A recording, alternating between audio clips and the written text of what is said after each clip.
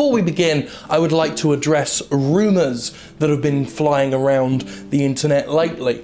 The money that Jimquisition makes from Patreon is not being funneled into a secret side project, and that side project is not a novel in which Corey Feldman's bus pass is struck by lightning, becomes self-aware and falls in love with him. Romancing the Bus Pass is what it's not called, because I'm not writing it, okay? There is no side project, there is no romantic Bus Pass Corey Feldman novel, and I'll hear no more about it.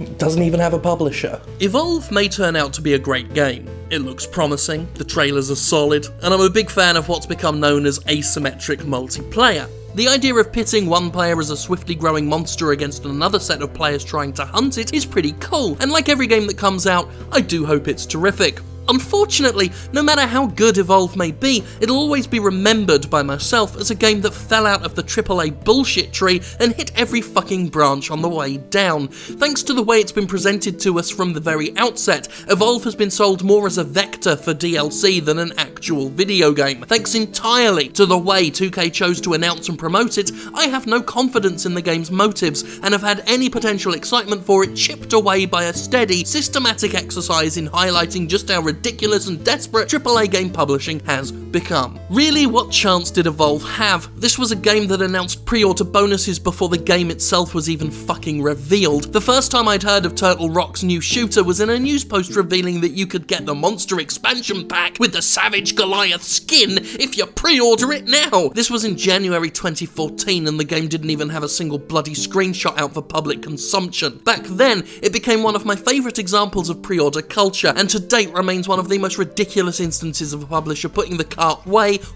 before the horse. The next time Evolve made a big splash was when Turtle Rock told us it was being designed literally as a glorified DLC shopping mall, and tried to spin it as a good thing. Co-founder Chris Ashton, with no self-awareness, said Evolve was built from the ground up to support DLC, pretty much confirming the game's intentions right from the bat. And I'm sorry, as much as I like some downloadable extras now and then, being told that a full-priced retail game has been built from scratch to sell me more shit for as long as possible does not make me excited. It makes me feel gross, but according to Ashton, Evolve will support DLC more so than any game ever before. Yay! And let it never be said that Turtle Rock isn't true to its word. Most recently, Evolve came out hard with a sprawling mass of downloadable content options that needs to be seen to be believed. First of all, we have a fucking season pass, because of course we do, which they'll be flogging for $24.99 right out the gate. But it's the anarchic slew of pre-order bonuses that have really made customers raise their eyebrows to spacefaring distances. If you pre-order Evolve, you get access to a monster called the Behemoth, which 2K Games claims has a retail value of $14.99. That's $15 for a single playable character, by the by. The standard pre-order gets you that Behemoth and the aforementioned Goliath expansion mentioned in January 2014. Then there's the Digital Deluxe Edition, which 2K is desperately trying to sell you by banging on about how valuable it is and how much value it has, all the value. It comes with the Goliath shit, plus 3 monster skins and 4 hunters, which will be available at some unknown date. Then there's the Evolve PC Monster Race Edition, which is everything mentioned so far, plus the Behemoth and Season Pass, an unannounced 5th playable monster, 2 more hunters, and 4 skins. The basic message is simple. You pre-order the game, and you pre-order the lavish version at that if you don't want to feel like you're missing shit. Oh, and if you want better treatment, you best pre-purchase it on Xbox One too, which is exclusively available to preload now with exclusive early access to the beta and exclusive access to the Monster expansion for free exclusive AAA world premiere exclusivity. Turtle Rock has tried to claim it's just giving us options, the usual excuse companies try and give when they pull this shite. But let's be perfectly clear, there's options and there's sheer fucking lunacy, and that's what this is. When you sell a game's DLC before you even have a fucking screenshot out, when all you ever heard about in association with a game is how much downloadable content it's gonna hawk at you like a shady dealer in a covered market, that's not fucking good. That does not scream consumer friendly. It reeks of desperation and it's pure content saturation. Like that infamous Watch Dogs Special Edition table. When you start needing spreadsheets to determine which versions have what content and which DLC is exclusive to where, you're done fucked up. Because no customer wants to have to plan like that. They want to know, where can I buy the thing and play the fucking thing? They don't want a bunch of different, increasingly expensive versions crammed into their face, because that's not choice, that's confusing chaos, flying in the face of one of the cornerstones of successful business. Keep it fucking simple, stupid. When you're having to make lengthy forum posts defending your DLC practices, maybe consider for a moment that you fuck the dog's ass with your DLC practices rather than double down on the bullshit by adding more bullshit. I've seen tons of comments now from people who were excited by the game but got totally turned off by all this chicanery, and I don't blame them at all. Once you start complicating the process of accessing entertainment, when you start shoveling bonuses and extras and exclusives and presumptuous extra purchasable content before the game's even out, a lot of people will find it either tacky or distracting, and they'll be less likely to, you know, just buy it. Evolve is one of the more gauche examples recently, but it happens too many times in this industry, and they wonder why the AAA business is so utterly fucked these past few years.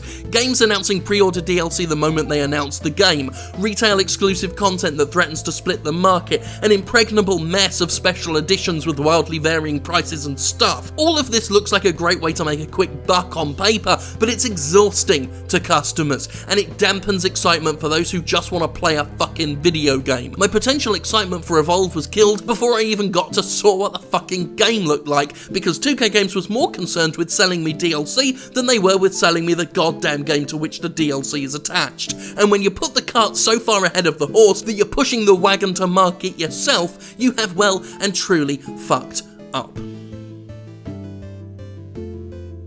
I feel like in many respects, entertainment is moving far and far away from overcomplicated ideas, with things like Netflix and Amazon for videos, for TV shows and films, things like Kindle for books and comic books, you know, where you press a button and get the thing. You know, people are more tempted to move away from physical media, from Blu-rays and whatnot, that do and still do special editions and have all bunch of extra features on them.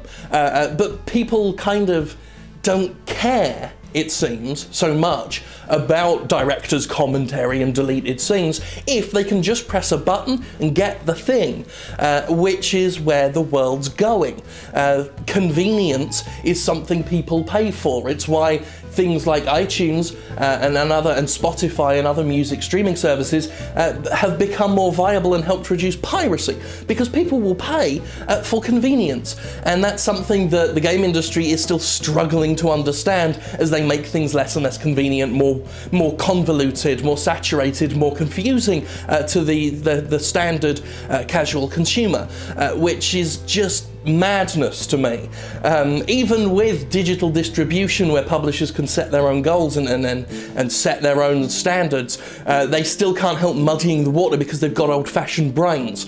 So you get digital deluxe versions, you still get pre-order bonuses for downloadable versions of games, because they can't let go of that. They can't let go of this idea of controlling the market that much and over-managing it, which is, it's just not the way the world's going, folks. People want to press a button and get the thing. That's all they want. So, there you go. Incidentally, there will be 5 different versions of Jimquisition next week, each me wearing a different tie and thanking a different deity for me. And you can preload those now at no extra cost, except for all the extra costs. So thank God, or Loki, the trickster god, if you pre-order the Loki pack for me.